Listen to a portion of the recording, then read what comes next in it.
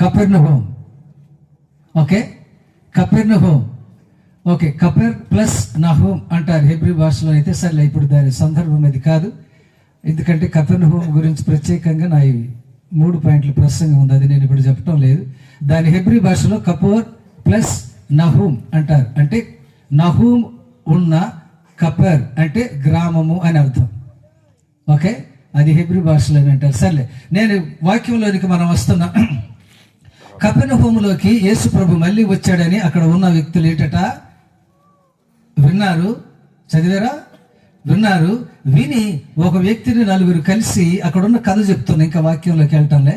4 కలిసి ఒక వ్యక్తిని యేసు ప్రభు దగ్గరికి మోసుకొని వచ్చారు. ఎందుకని? ఆ వ్యక్తి నడవలేడు, ఆయన అనారోగ్య పరిస్థితి సరిగా లేదు, ఒక భాషలో చెప్పాలంటే పక్షవాయువు.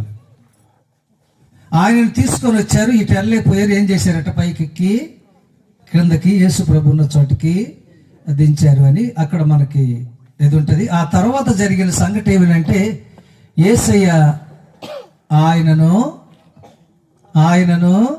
స్వస్థపరిచాను. ఓకే, ఈ రాత్రి మన అంశం ఏంటంటే, నేను వెళ్ళిన చోట్ల ప్రతిసారి చెప్పేది అదే, నా పాయింట్లు వేరే అయినా అంశం మాత్రం అదే. యేసు ప్రభు, క్రిస్మస్ అంటున్నా, యేసు ప్రభు ఈ లోకానికి ఎందుకు వచ్చాడు అని. Why did Jesus come to this world? Yesu ప్రభు ఈ లోకానికి ఎందుకు వచ్చారు అని. మీరు ఎందుకు వచ్చారు ఇక్కడికి? దేవుని యొక్క వాక్యాన్ని అందరితో కలిసి, 4 కలిసి, సంఘంతో కలిసి క్రిస్మస్